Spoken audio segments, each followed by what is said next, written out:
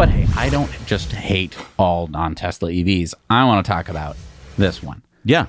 Kia America just announced the pricing of their first electric-only model, the EV6. Now, the starting price for the EV6 Lite rear-wheel drive with the 58 kilowatt-hour battery, 168 kilowatt rear motor, 167 horsepower, 232 miles of range, price $40,900. That's before the tax incentive. Yeah, and you can go all the way up to the top of the line, the GT line dual motor all-wheel drive. It has 77 kilowatt-hour battery, 430 kilowatts of power, so that's 576 horsepower, 0 to 60 in less than 3.5 seconds, 310 miles of range for $55,900. And again, that's before incentives. Now, this model won't be available until later this year. And the charging speeds go from 50 kilowatts on the lowest models up to 350 kilowatts on the top end. Yeah, so I just want to stop you right there. I think I totally agree with you here. I think Kia has really figured out EVs and has hit the sweet spot on a lot of these.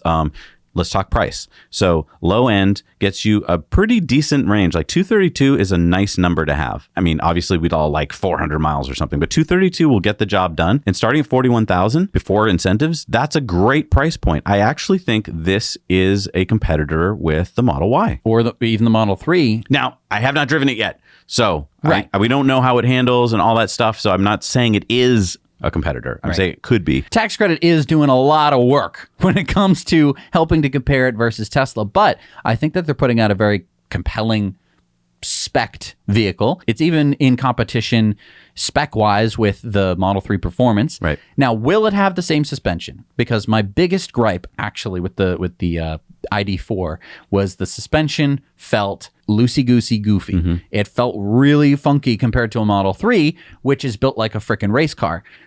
I don't think that Kia necessarily needs to make a race car. I'm not saying anything other than that. But if it's like, do I buy a race car for the same price or do I buy the Kia 6? And it might be great. It is interesting that Kia is using nickel, cobalt, manganese battery because those have very energy dense. And they're not just going with low-end LFP batteries. Mm-hmm. I mean, they understand they got to, if they want to compete with Tesla, they have to have high energy density. I'm actually really excited about this Kia EV6.